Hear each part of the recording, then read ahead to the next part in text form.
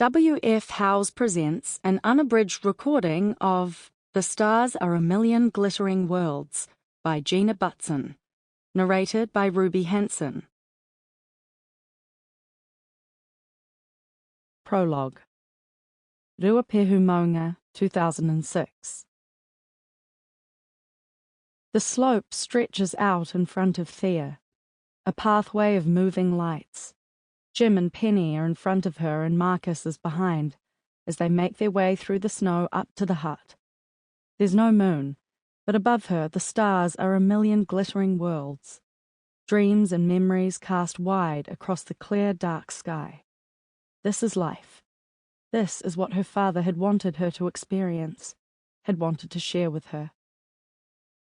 She could imagine him lovingly shaking his head, smiling and saying, "I knew you'd love it, Thea." Less than a year on, there are still so many times a month she wants to pick up the phone and call him, just to tell him something, to pass the time, to say hello. And then she realizes that she'll never be able to do that again. She thought she'd have more time to tell him that she was ready to spend weekends on the mountain with him, learning to traverse icy slopes, to climb couloirs, abseil into snowy craters, to navigate cracks and seracs down a glacier and back to the hut. There were always reasons not to go on trips with him. Tickets to gigs, plans with friends, too much study, her part-time job, then her full-time job and work events, but she always thought the time would come. But time is like a wild goat. Sometimes it stops and stares at you, an unblinking challenge. At others, it bounds off, and no matter how fast you run, it's gone.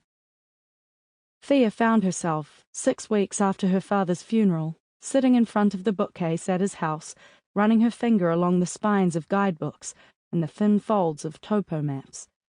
She pulled a book from the shelf at random, flicked through the pages and saw her father's comments and markings scribbled in the margins. She stopped on one page. There, in a blue ballpoint circle, was a capital T. She slowly turned through the pages. There was another, and there was another. And in most of the guidebooks, there it was, just once or twice, a T to mark the routes and climbs he had hoped to do with her, one day, when she was ready. Sitting there, she'd felt the loss of him tumble down around her, all those unlived adventures and unsnapped photographs sliding away, all those stories of his time in the mountains that she only half listened to and was already forgetting, memories fading. Sample complete. Ready to continue?